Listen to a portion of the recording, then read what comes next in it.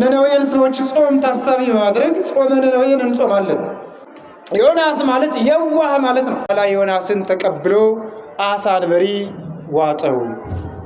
እሱ ለቅሪቱ ካዘነ እግዚአብሔር ለሕዝቡ አያዝንም እንዴ? እሱ እኮ ቅሪቱን አልተከላትም፣ ኋላ ጠጣትም፣ አልኮተኮታትም። የነነዌን ሰዎች ታሪክ መነሻ በማድረግ ስለነሱ የምንማር ይሆናል። እንደምታውቁት ነገ የነነዌን ሰዎች ጾም ታሳቢ በማድረግ ጾመ ነነዌን እንጾማለን። በዚህ በምንጾመው ጾም በምንጸልየው ጸሎት የምናገኘው የእግዚአብሔር ምሕረት ቸርነት መኖር መቻል አለበት። ብዙ ጊዜ እንጾማለን፣ ብዙ ጊዜ እንጸልያለን። ጾመን ጸልየን ግን ያገኘነው ነገር ምንድነው ቢባል ወይም በጾሙ ያመጣነው ለውጥ ምንድነው ቢባል በእያንዳንዳችን ሕይወት ውስጥ ምንም ላይሆን ይችላል። ግን ጾምን ካል የምናገኘው ነገር መኖር አለበት። ጸለይን ካል የምናገኘው ለውጥ መኖር አለበት። ሁላችንም ስንጾም ስንጸልይ ለለውጥ ተዘጋጅተን ራሳችንን ለውጠንና ቀይረን የእግዚአብሔርን ቸርነት ለመቀበል ተዘጋጅተን መሆን አለበት። እንደምታውቁት በነነዌ ሀገር እንዲሰብክ እንዲያስተምር የታዘዘው ነቢዩ ዮናስ ነው። ዮናስ ማለት የዋህ ማለት ነው፣ ርግብ ማለት ነው። ነነዌ ደግሞ አንዲት ሀገር ናት፣ የአንዲት ታላቅ ሀገር ስም ነው። በድሮ ዘመን መጽሐፍ ቅዱስ ተመዝግቦ እንደምናገኘው በአሦር አማካኝነት የተመሰረተች በጤግሮስ ባህር አውራጃ አካባቢ ዳርቻ አካባቢ የተመሰረተች ጥንታዊት ታሪካዊት ከተማ ናት። የአሦር መናገሻ ከተማ ስትሆን በዚህች ከተማ ውስጥ ይሰራ የነበረው ኃጢአት ግን እስከ እግዚአብሔር ጆሮ ድረስ የደረሰ ለእግዚአብሔር ዓይኖች የጥቅሎ አስቀያሚና አስከፊ የሆነ መጥፎ ስራ መሰራት ጀመረ። ልብ በሉ የእግዚአብሔር ልጆች፣ ታላላቅ ከተማዎችን ገንብተን ታላላቅ ሕንፃዎችን መስርተን አንጸን በታላቅ ስልጣኔ መኖር ብንጀምር እግዚአብሔርን የሚያስከፉ ኃጢአቶች ግን ብንሰራ ስልጣኔያችን ምን ያደርጋል? ምንም አይሰራም፣ ምንም አይጠቅምም። ይህች ነነዌ ታላቅ ከተማ መሆን ከጀመረች ብዙ ቆይታለች። ሕንፃዎቿ አድገዋል፣ ሰዎቿ መሰልጠን ጀምረዋል። ከስልጣኔ ጎን በጎን ግን ይሰራ የነበረው ኃጢአት አስቀያሚ ነው። የሰለጠኑ ከተማዎች ከነነዌ ሊማሩ ይገባቸዋል። አደግን የሚሉ ሀገራት፣ ተመነደግን የሚሉ ከተማዎችና የሰለጠኑ ሕዝቦች በጥቅሉ ከነነዌ ሰዎች መማር መቻል አለባቸው። ባደጉ ቁጥር እግዚአብሔርን አስቀይመውና አሳዝነው የእግዚአብሔር መዓት እንዳይገለጽባቸው ጥፋታቸው ቶሎ እንዳይቀር መጠንቀቅ መቻል አለባቸው። ሰዶም ገሞራ ያደጉ ሀገራት ነበሩ። የሰለጠኑ ውብ ከተማዎች ነበሩ። የባቢሎን ሕንፃ በጣም ሰማይ ደርሶ ነበር። ሰማይ ጠቀስ ሕንፃ ነበር። ግዙፍ ሕንፃ መስርተዋል። በታላቁ ሕንፃ ግን ይሰሩት የነበረው የወረደ ስራ ነው፣ ዝቅ ያለ ስራ። እግዚአብሔር ልጆች በሰለጠነ ከተማ የሰለጠነ አእምሮ ሊያስብ ይገባዋል። የሰለጠነ አእምሮ ከሌለ ከባድ ነው። ሕንፃው ስለተደረደረ፣ መስመሮቹ ስለተሰሩ፣ በመስመሩ ዳር የሚተከሉት እጽዋት ስላበቡ ስላለመለሙ የከተማን ስልጣኔ የከተማን እድገት ሊመዝን አይችልም። ይህች ነነዌ ያደገች ከተማ ሆና ኃጢአቷ ግን በእግዚአብሔር ዘንድ አጸያፊ ሆኖ ታየ። ዮናስ ሂዶ እንዲያስተምር ታዘዘ። ዮናስ የዋህ ነው፣ ርግብ ማለት ነው ትርጉሙ። እስከ 3 ቀን ድረስ ይህች ታላቂቱ ሀገር ታላቂቱ ከተማ ነነዌ ትጠፋለች ብለህ አስተምር ተብሎ ከእግዚአብሔር ዘንድ መልእክት ሲመጣለት አንተ ቸር ነህ አለ። አንተ የዋህ ነህ፣ እኔ ሄጄ እንዲህ ብዬ አስተምሬ አንተ እግዚአብሔር መሐሪ ይቅር ባይ ነህና ይቅር ብትላቸው ሳታጠፋቸው ብትቀር እኔ ሐሰተኛ ነቢይ ይባላለሁ አለና እግዚአብሔር ካዘዘው ትእዛዝ ይልቅ ከክብረ እግዚአብሔር ይልቅ ለራሱ ክብር አይደለ ከሰዎቹ መመለስ ይልቅ እግዚአብሔር ቸር ነውና መሐሪ ነውና ይቅር ብሎ ራርቶ እንደሚተዋቸውና ሲተዋቸው ደግሞ እሱ ሐሰተኛ ተብሎ እንዳይሰደብ ለራሱ ተጨነቀ። በጥቅሉ የዋህነቱ ነው። አንዳንድ የዋሃን ሰባክያን አሉ ከእግዚአብሔር ክብር ይልቅ የራሳቸው ክብር የሚያስጨንቃቸው። በአውደ ምሕረቱ እግዚአብሔር እንዲገለጥ ሳይሆን እነሱ እንዲገለጡ የሚፈልጉ፣ በወንጌላቸው፣ በትምህርታቸው፣ በአገልግሎታቸው፣ በዝማሪያቸው እግዚአብሔር እንዲታይ እንዲሰበክ የእግዚአብሔር ክብር እንዲገለጽ ሳይሆን የእነሱን ክብር የሚጠብቁ በጣም ብዙ ደካማ ሰዎች አሉ። ይህ ዮናስ እኔ እንዲህ ብዬ አስተምሬ አንተ ይቅር ብትላቸው ሐሰተኛ እባላለሁ አለ። ደግሞ እግዚአብሔር ጠራው፣ ሄድና አስተምር አለው።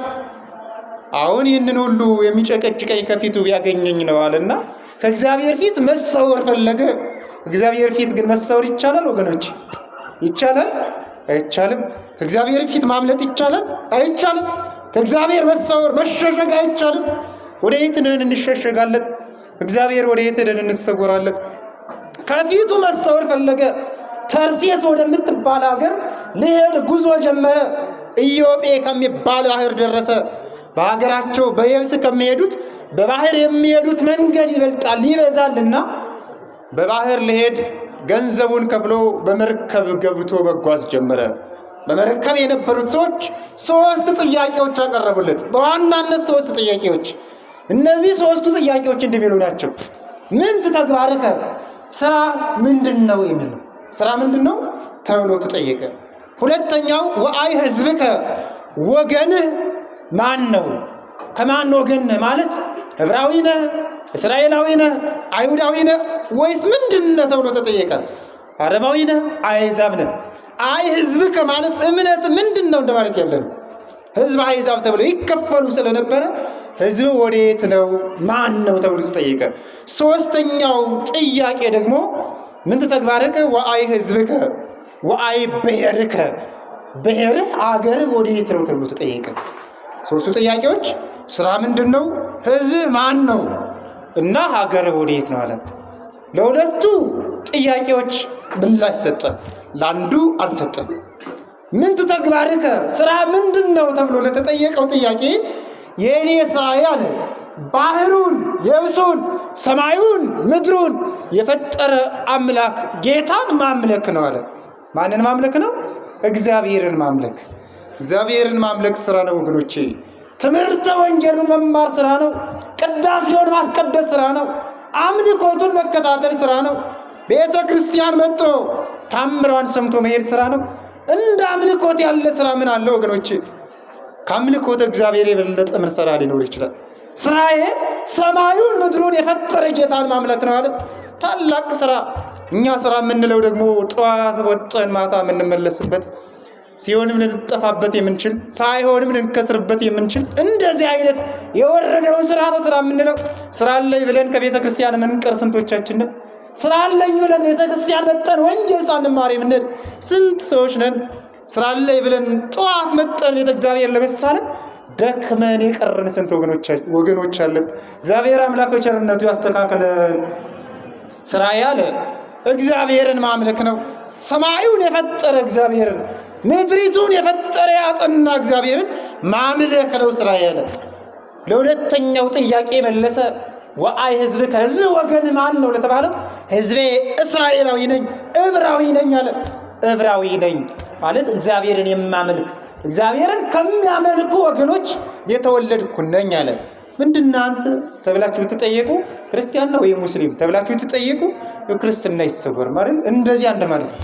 ህዝብ ማን ነው ተብሎ መጠየቅ ማለት ይህ ጥያቄ ክርስቲያን ነው ወይስ ምንድነው እንደዚያ ተብሎ እንደመጠየቅ ነው። እና የሚሰወር አይደለም። የምንሰውራቸው ማንመልሳቸው ጥያቄዎች ይኖራሉ። የማንተዋቸው የምንመልሳቸው የግድ የምንመልሳቸው ደግሞ ጥያቄዎች አሉ። ዕብራዊ ነኝ አለ።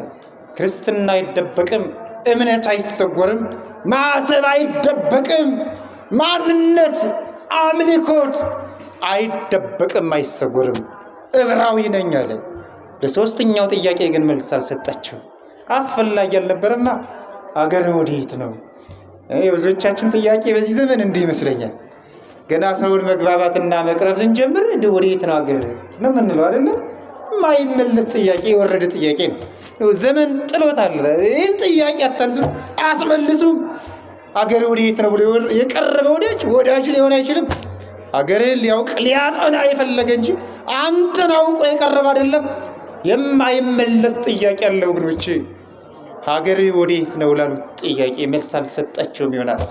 ሀገሩ ሰማይ ነዋ። የኛ ያማኞች እግዚአብሔርን የምንሰማ ሀገራችን ምድር አይደለችም። ሀገራችን ኢትዮጵያ አይደለችም። ይቺ ጊዜያዊ መቆያችን ናት። ሀገራችን በሰማይ ነው ያለን መጽሐፍ። እንዲያ ነው። አዲሱን ሀገር ነው ተስፋ የምናደርገው። ይቺ ምድርማ ትወገዳለች፣ የሚታየው ሰማይም ይወገዳል። የኛ ዘላለማዊቷ ሀገራችን ላይኛው ሀገር መንግስተ ሰማያት ናት። ያቺ ላይን የምታሳስባ መላእክት የጓጉላት ቅዱስ ዮሐንስ በራእዩ ገለጻት። ያቺ ሀገር ናት የኛ ሀገር። ይህ ከወንዝ ወዲህ ያለው ሀገራችን፣ ወዲያ ማዶ ወዲህ ማዶ የምንለው ሀገራችን የኛ ሀገር አይደለም፣ መቆያችን እንጂ ጊዜው የስንዴ ሀገሩ እንዲሁ የበቀለበት እርሻ ነው። ከዚህ በቅሎ እንኮዚያም ሄዶ ሊዘራ ይችላል አይደለም? እንደዚያ ነው። እና እግዚአብሔር አምላክ በቸርነቱ ያስተካክለ። አገር ወዴት ነው ሲሉ ጥያቄያቸውን ሳይመልስ ቀረና ወደ ሌላው ጥያቄ፣ እነዚያን ሁለቶቹን ጥያቄ መልሰው ሳለ በባህሩ ውስጥ ገብተው እየተጓዙ ሳለ እግዚአብሔር ባህርን ማለት በባህር ላይ ነፋስን አስነሳ።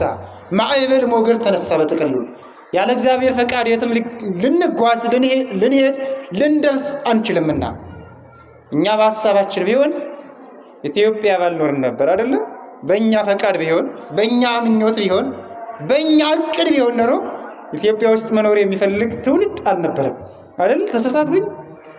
አሜሪካ መሄድ ወይም ሌላ ቦታ እንዲህ የምንወዳቸውን ሀገራት እየዘረዘር ወደዚህ መሄድ እፈልጋለሁ፣ በዚህ መኖር እፈልጋለሁ ነበር የምንል እና ዮናስም እሱ ባሰበው ሊሄድ አልቻለም። ያለ እግዚአብሔር ፈቃድ በጥቅሉ ልንደርስበት ልንሄድበት የምንችለው የትም ሀገር የለምና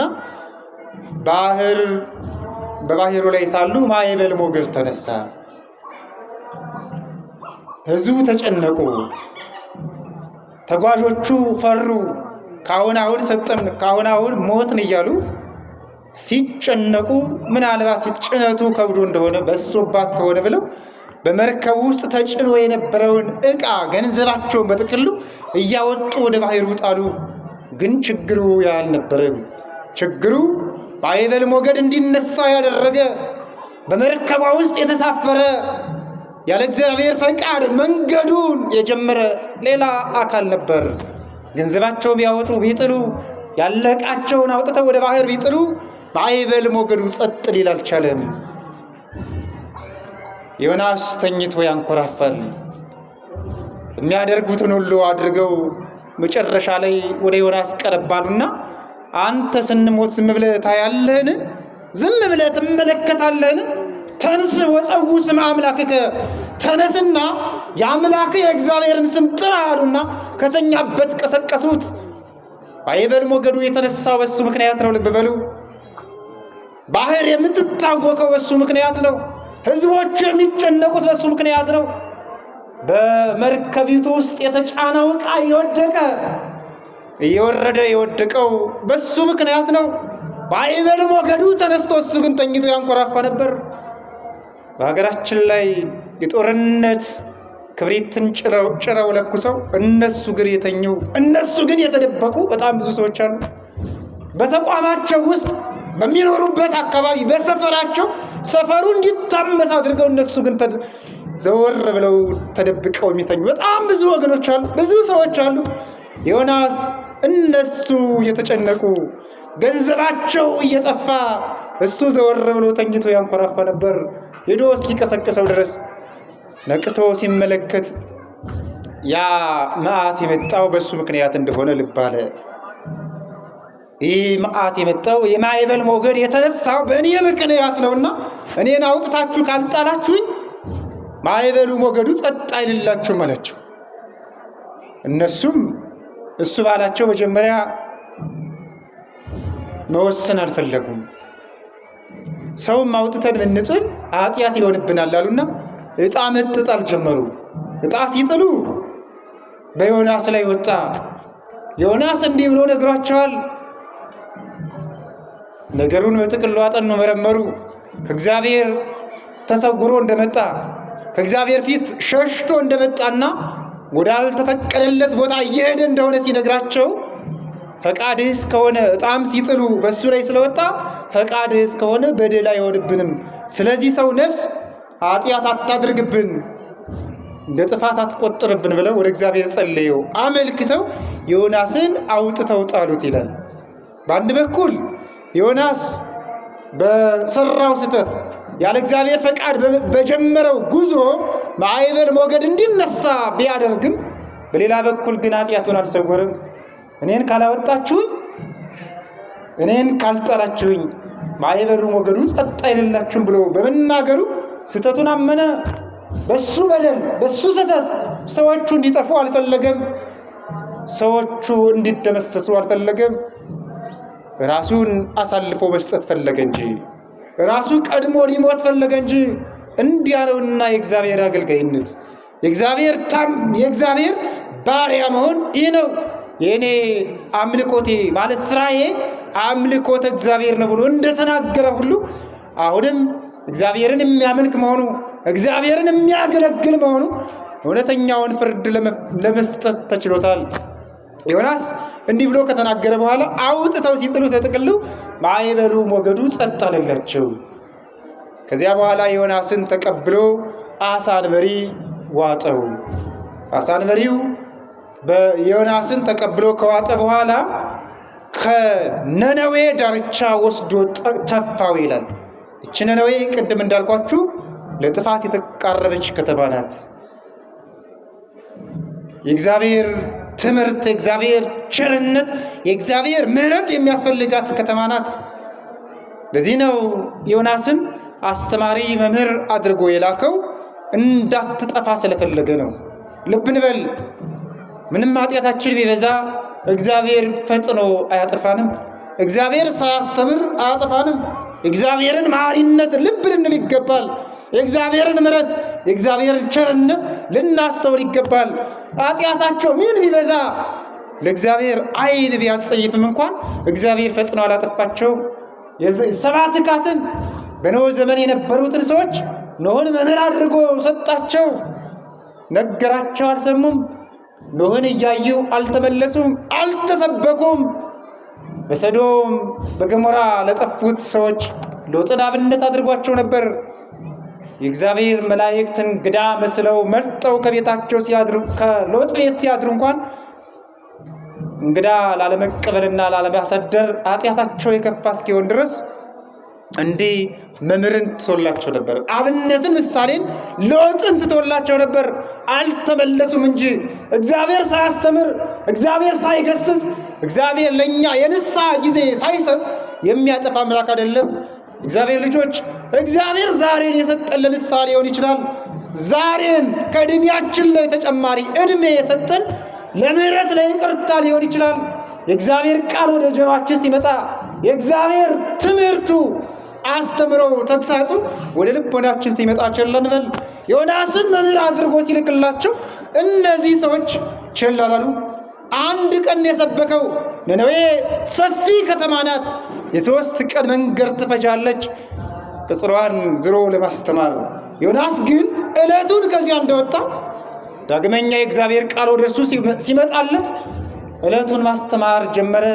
እስከ ነሰሉ ስለት ትትገፈታ ነነዌ ሀገር አባይ፣ ታላቂቱ ደጊቱ ሀገር ነነዌ እስከ 3 ቀን ድረስ ትጠፋለች እያለ ማስተማር ጀመረ። የዮናስን ትምህርት የሰሙት ሁሉ ለንስሐ፣ ለጾም፣ ለጸሎት አዋጅ አወጁ። ንጉሡ ሲሰማ በላዩ ላይ ደርቦት የነበረውን ካባ ወለቀ፣ መጎናጸፊያውን አውልቆ ጣለ።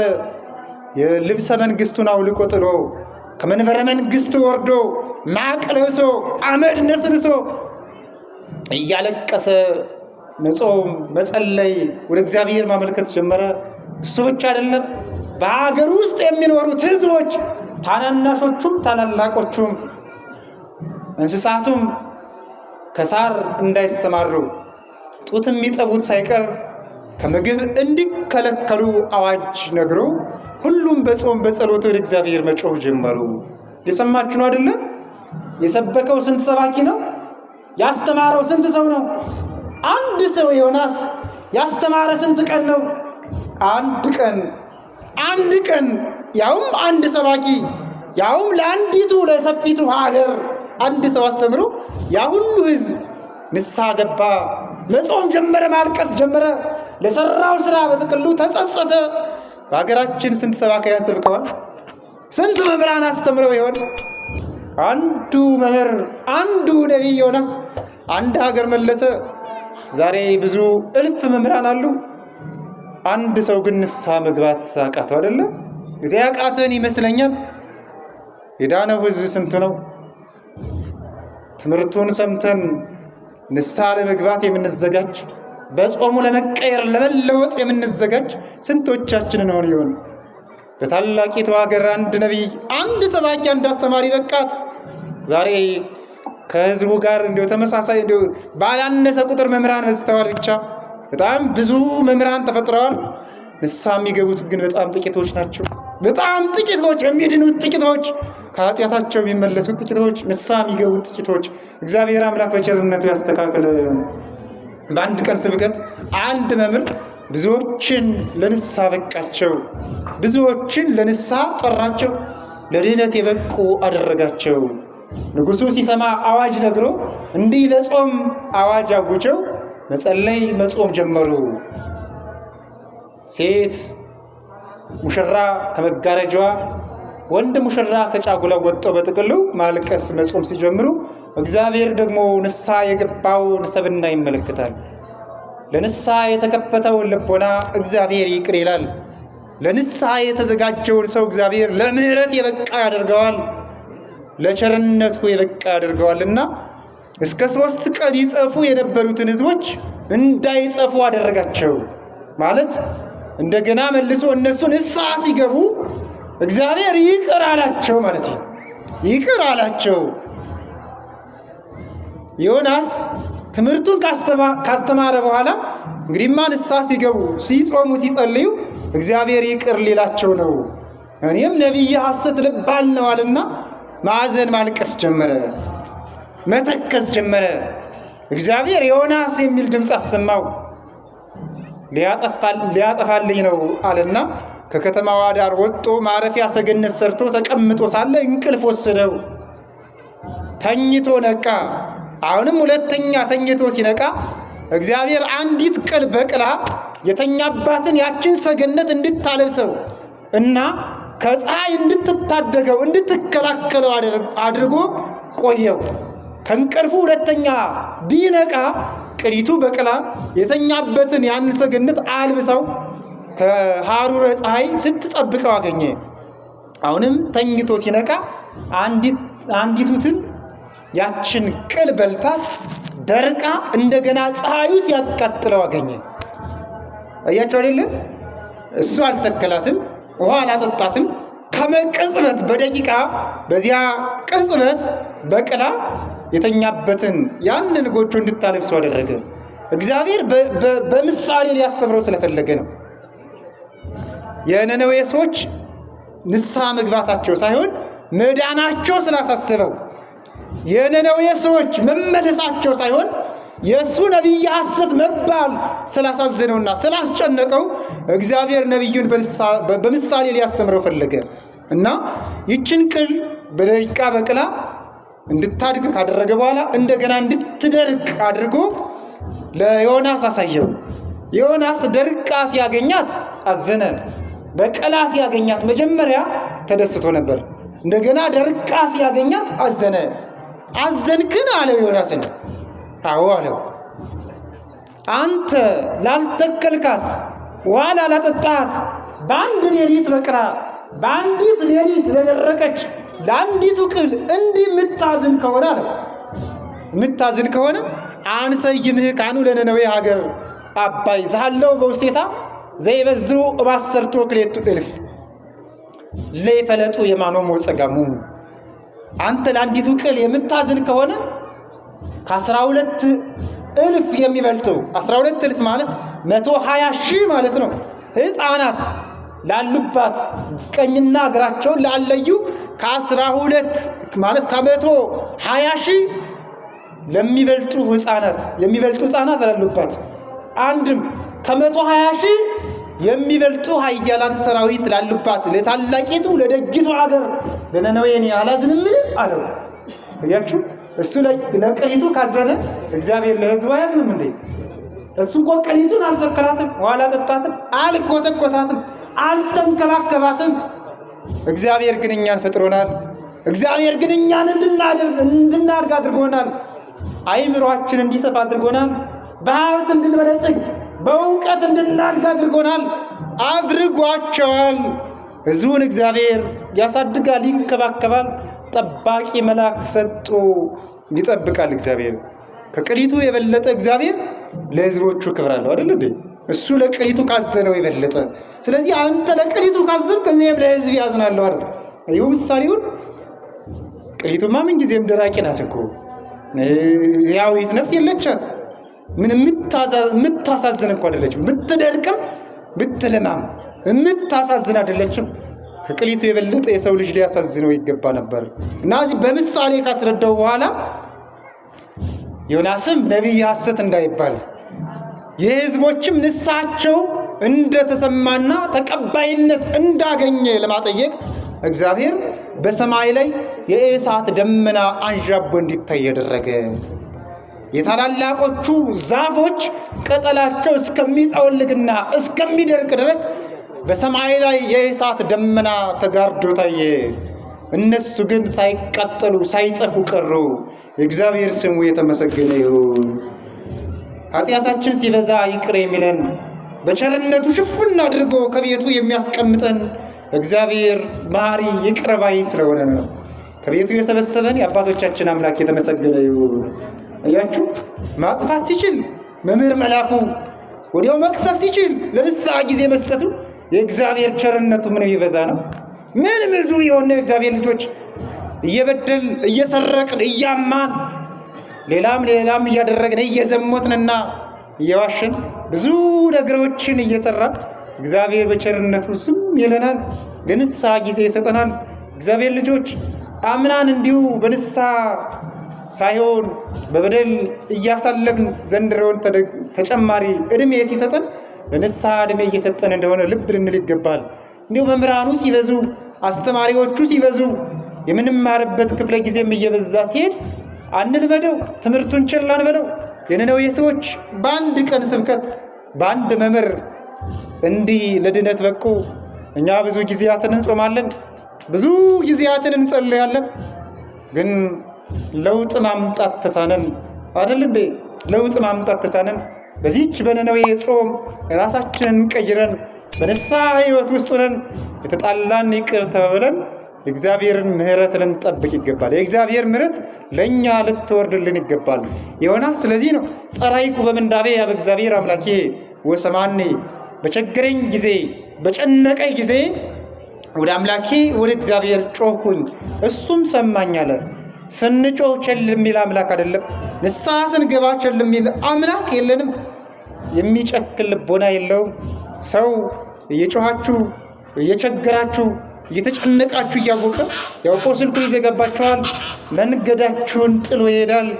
ግና እንደተቸገራችሁ ሲሰማ ጠይቃችሁት አይደለም ይጠይቀኛል ብሎ ስልኩን ይዘጋባችኋል አይደል እንዴ? መንገዳችሁን ለቆ ይሄዳል። ብቻ ሰውን ያድነኛል ብላችሁ ተስፋ ብታደርጉት ጥሏችሁ ይሸሻል ሲቸግራችሁ። እንደዚያ ነው። እግዚአብሔር ግን ሲቸግረን ሲጨንቀን ስንጠራው ፈጥኖ ይደርሳል። ይህንን ኃጢአት ሰርቷል፣ እንዲህ ኃጢአት ሰርቶ አስቀይሞኛል ብሎ እግዚአብሔር እኛን በመዓት አይመለከተንም፣ ጥሎን አይሸሽም። በቸገረ ጊዜ እግዚአብሔርን ጠራሁት አለ። በአሳ አንበሪ ሆድ ውስጥ ሆኖ ዮናስ ወደ እግዚአብሔር የጸለየው ጸሎት ነው። ሁላችንም በቤተ መቅደሱ መጠን የጸለየነውን ጸሎት እግዚአብሔር አምላክ በቸርነቱ ይቀበልልን። ዮናስ በአሳ አንበሪ ሆድ ውስጥ ሆኖ በባህር ውስጥ አለ። እሱ ወደ ባህር ተጥሏል። በባህር ውስጥ ያለ አሳ አንበሪ ውጦት በዚያ ውስጥ ሆኖ ዮናስ ይጸልይ ነበር። ከተደራረበ መከራ ከተደራረበ ፈተና እግዚአብሔር እንዲያወጣን ከፈለግን እንጸልይ። በምቹ ሁኔታ ብቻ አይደለም ጸሎት ያለው። በምቹ ጊዜ በምቹ ቦታ ብቻ አይደለም የምንጸልየው። በቸገረን ጊዜም ስንጸልይ እግዚአብሔር ይሰማናል። የእግዚአብሔር ጆሮዎቹ አልሰማም አይሉ፣ የእግዚአብሔር ልቦናውም አይጨክንም። ብቻኛ ግን ለጸሎት የተከፈተ ልቦና ሊኖር ይገባል። ዮናስ ጸለየ። በዚያ በጭንቅ ጊዜ በቤተ መቅደሱ ሆኖ ዛሬ የሚጸለየው ስንት ሰው ይሆን? አይደለም? ቤተ ክርስቲያን እኮ ለመማር መጠን ለመጸለይ መጠን አምተን ምን ሄድ የለንም እንዴ? አምተን ምን ሄድ ሰርቆ ሜር ትውልድም እየተፈጠረ መጥቷል። ዛሬም አይደለም? ሊያስቀድስ ወደ ቤተ ክርስቲያን ሲገቡ እሱ ደግሞ ከውጭ ላይ ጫማ ጠልፎ መሄድ በጣም ብዙ ትውልድ እየተፈጠረ መጥቷል። እና ቤተ ክርስቲያን መጠን ቢያንስ ጸለየን እንሂድ፣ ድነን እንሂድ፣ ምሕረት አግኝተን እንሂድ። ጻድቆ ተመለሰ እንደተባለው እንደዚያ ኃጢአተኛ ሰው እንደዚያ መጸባዊ በቅዱስ ሉቃስ ወንጌል እንደተገለጸው እንደዚያ ኃጢአተኛ ሰው ምሕረት አግኝተን እንመለስ፣ ይቅርታ አግኝተን እንመለስ። ቤተ ክርስቲያን መጠን ይቅርታ ካላገኘን የት ሄደን ይቅርታ ልናገኝ እንችላለን? ቤተ ክርስቲያን መጠን ጸልየን ድነን ካልተመለስ ወደ የት ሄደን ልንድን እንችላለን? ቤተ ክርስቲያን መጥቶ ተጣልቶ ከሚሄድ ትውልድ እግዚአብሔር አምላክ በቸርነቱ ይሰውራችሁ። ቤተ ክርስቲያን መጥቶ ተጣልቶ የሚሄድ ትውልድ አታገኙ አለ፣ ይገጥማችኋል ብቻ። እና ዮናስ በአሳ አንበሪ ሆድ ውስጥ ሆኖ ጸለየ፣ ጸሎቱ ተሰማ። እግዚአብሔርም የነነዌ ሰዎች እንዲሁ አስተምሮ ይቅርታ እንዲያገኙ ምሕረት እንዲያገኙ አደረጋቸው። ምንም በኃጢአት ውስጥ ብንሆን ለንስሐ ተዘጋጅተን ለንስሐ ልቦናችንን ከፍተን ወደ እግዚአብሔር ስንጸልይ እግዚአብሔር ጩኸታችንን ጸሎታችንን ይሰማልና ጾመን ጸልየን ምሕረትን እንድናገኝ አምላከ ቅዱሳን እግዚአብሔር ይርዳን።